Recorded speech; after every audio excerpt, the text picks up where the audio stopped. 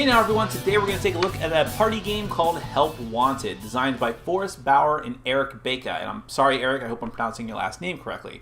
But you might actually recognize the name Forrest Bauer because he has his own board game video review channel just like I do. It's called Bauer's Game Corner, and it's really good. You should go and check it out. They do some good stuff over there. But let's talk about the game itself. Now, this game is going to be compared most often to Cards Against Humanity. There's just no way to avoid it. This is a game that was on Kickstarter, and just like Cards Against Humanity was, and you know, together with a lot of other games that were inspired by Cards Against Humanity. And why not? Cards was a tremendous success, and it had a very unique mechanic to it. The idea of playing cards to appeal to a judge and trying to put together very funny, almost storylines in a way, little vignettes, things like that. And it's also very bawdy and raunchy, which appealed to a lot of people's sense of humor. Now, while Help Wanted is very similar to Cards in a way, it also adds a unique little twist to it in that you're not just trying to pitch a judge on what the funniest saying is or phrase.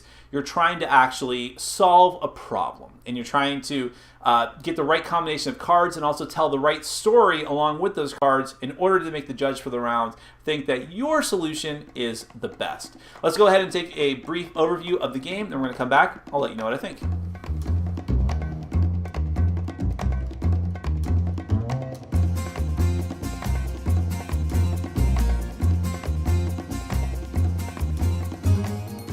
Alright, let's go ahead and do a brief overview of Help Wanted. This is a party game for 3 to 8 players, and the goal of the game is to help whoever is the judge for the rounds try and fix their problem. You have this deck of gray cards here that represent problems, and each player is going to alternate being the judge for the round going around the table. They're going to draw a card from the top of the deck representing whatever problem it is that they're trying to have the other players solve.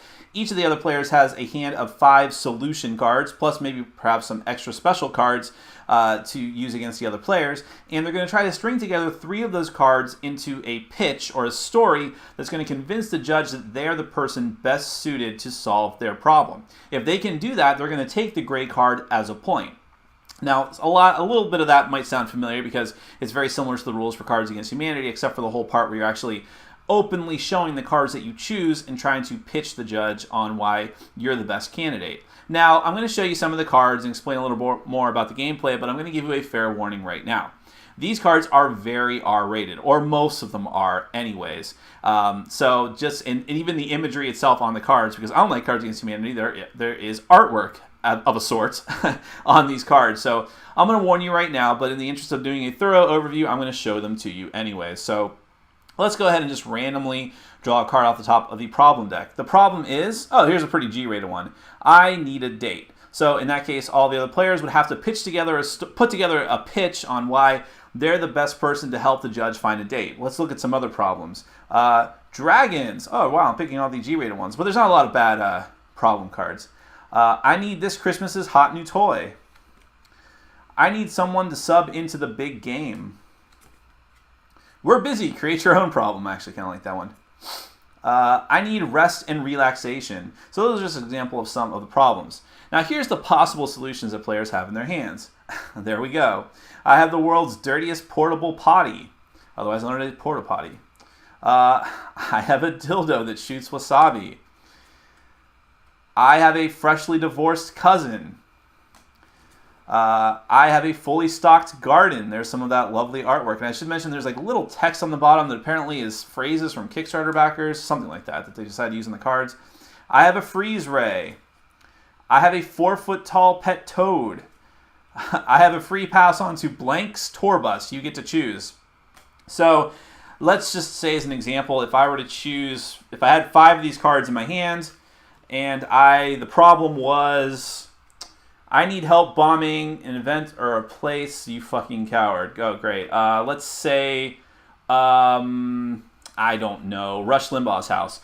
I need help bombing Rush Limbaugh's house. Well, I have a free pass onto Rush Limbaugh's tour bus and a 4-foot-tall pet toad that is going to, I don't know, eat Rush Limbaugh's freshly divorced cousin. I don't know. You get the gist of it, okay? I can't really come up with something on the spot. But that's a game. You're just trying to solve the judge's problem for the round by stringing together a lot of really silly, really raunchy cards and hoping that they choose you as the person best suited to help them.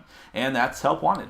Actually, just for the sake of completeness, I will throw in that there are a few special cards. You have, out of the problem deck, you have the shit has hit the fan. Very classy. Discard this card, draw the next 2 problem cards, and play them both at the same time. The winners get both points. This is from the solution deck. You have an attack card, which lets you play a card into another player's story, a crappy card that you don't like, trying to throw them off, or procrastinate. Before anyone starts their pitch, place the current problem in the middle of the deck and play the next one instead. Doesn't really add that much to the game, but I figured I'd mention it anyways. That's Help Wanted. Now, I mentioned in the introduction that Help Wanted comes at the whole Cards Against Humanity genre of party card games with a more unique twist, and that's the idea of actually having to not just put together a combination of cards and hoping the judge likes it, but actually trying to pitch that judge and tell a story and try to compel them and convince them that your combination of cards regarding the problem is the best. And that can be a very interesting thing. That can lead to some pretty hilarious situations where you have just the right combination of cards to work well together, or have cards that don't work well together at all, but they you just come up with such a great BS story to link them together that it leads to a lot of hilarity, and the judge has no choice but to reward you for coming up with something so ridiculous. So there are situations like that, and that's a lot of fun. But overall, I and the rest of my group did not have a lot of fun with this game, because while there are situations like that are pretty funny, the game can feel very long and dragged out. I've played it a couple of times. I played it with different groups of players, and after one go around the table, and I think one of the groups that we did it in was 5 players, the other group I think was like 8 players, after just one go around, we were already kind of bored, and we were just kind of done with it.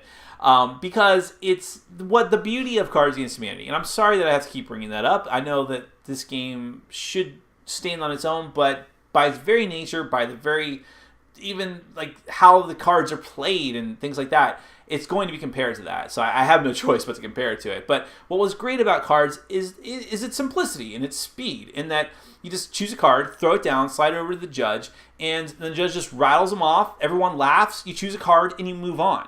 And it sounds so simple, and it sounds like it would be dull, but because it's moving so quickly, and because everything is read so fast, even when you're playing with a lot of players, it can go by very quick. You can do a lot of rounds of Cards Against Humanity.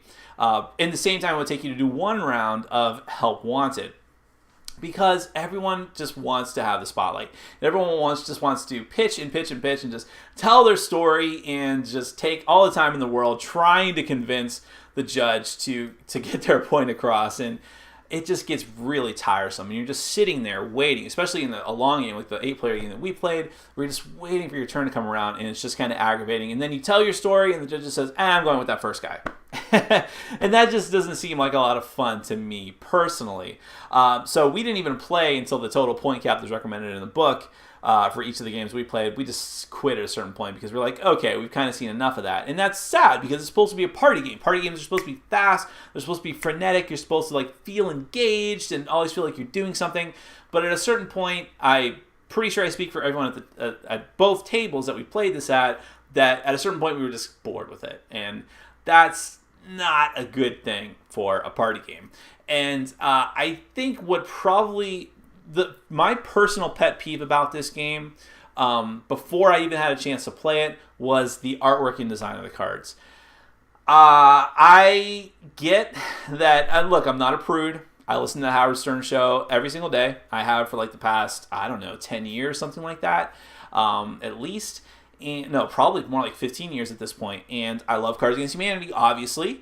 So I'm not a prude. I have a very twisted and dark sense of humor at times, but the artwork on these cards, where like they have a fan that's covered in excrement, and then there's just like the glory hole card and things like that, I don't know. It's just, I guess, seeing it depicted on the card in a very, very crude manner with these stick figures, which I don't know, I'm sure they were just trying to cheap out on the artwork on purpose, but it's just not appealing at all.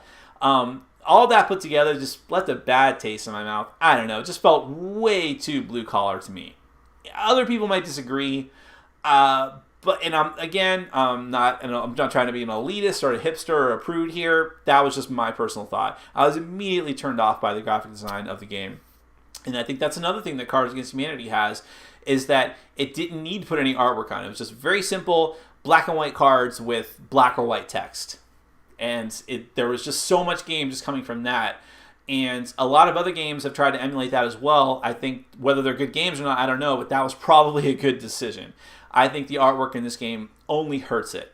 And that's sad too. So I can't recommend this. I can't recommend this over Cards Against Humanity for sure. There's other types of storytelling party games that are probably better than this as well. I mean, if you really want to play a storytelling game that probably has more wide appeal that you can play with all ages of audiences. I mean, there's stuff like Once Upon a Time where you're trying to string together a story. Oh, that's very different than this, but I'm just saying if you're trying to tell a story, that's something to consider. Say Anything is a better party game than this that lets you be raunchy, but also feels like it has more wit to it and moves along faster. I just can't recommend this one. Sorry to say. I'm sure there is an audience for this, but it's just not me. My name is Nick. This has been Board Game Brawl, and I'm reminding you to get out there and game every day in every way. Take care.